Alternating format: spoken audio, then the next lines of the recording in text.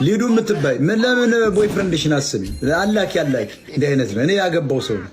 ምን ሆነሽ ያምሻል? እንደ አንቺ ከንፈር ላይ የምትልኩ ሴቶች፣ እኔ ያገባው ሰው ባለትዳር ነው። የተከበረች ሚስት አለ። ለምን አባሽ ነው ከንፈሬ ላይ የምትልኪው? መሳም ካለብሽ የራስሽን ቦይፍሬንድ አሳደሽ መሳም ትችያለሽ። መሳማሽ ነገር የለም። ይሄ ንቀት ነው።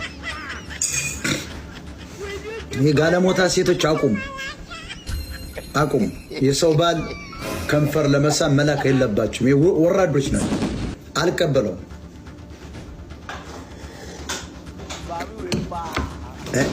አይደብራችሁም እንዴ? ለአንድ ወንድ ልጅ ሴቱ ነሽ ለሌላ ሰው ባል መላክ ማለት ምንድን ነው? ሁለተኛ ሚስት ነሽ ወይ ሶስተኛ?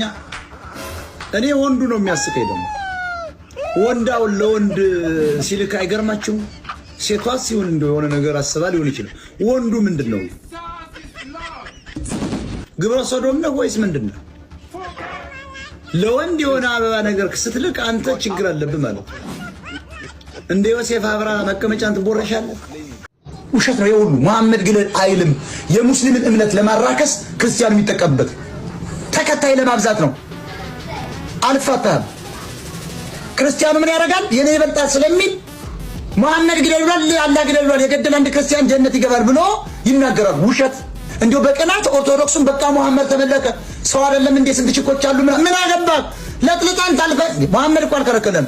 ዩ ካን ማሪ ሜራርግ 5 ቅምጥ ማስቀመጥ ይቻላል ኦርቶዶክስ ከፈቀደልን። እፎይ በተለይ በጣም ተሳስተሃል። ክርስቲያን አይሮጥም። ክርስቲያን ያሮጥ ተሳስተሃል። እፎይ ነፍስን ወደ ሰማይ ለምትነጠቅ ስትገደል ትበዛለህ። ኦርቶዶክስ ትምህርቱ የነዘበነ ለማ ለምን ነው የምትሮጠው?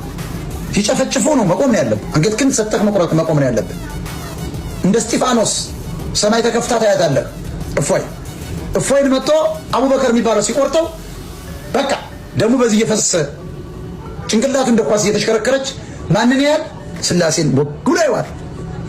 መሮጥ የለብህም። እፎይ ክርስቲያን ከሆነ እፎይ ለምን ከወንድሜ ለምን ይሯሯጣል? እኛ አሁን የነፎይ ደጋፊና የነዚያ ደጋፊና ተቃዋሚው መግጠም አለበት ነው። እንዲገጥሙ ፈልጋለሁ ነው። ቀጠሮ ሰጥቻለሁ። ነገ ዓርብ ነው። አንድ ቀን አራዝማለሁ ነገ ካልሆነ ቅዳሜ ግን ምሳ ሰዓት በቴክሳስ አቆጣጠር ካልገጠሙ ግጥሚያው ተሰርዟል። ፖለቲካ ነበር ማለት ነው። በዚህ 2 ቀን ግን ሁለቱ ደጋፊዎች ገጥመው በጎራዴ ሲሸካሸቁ ማየት እንፈልጋለን።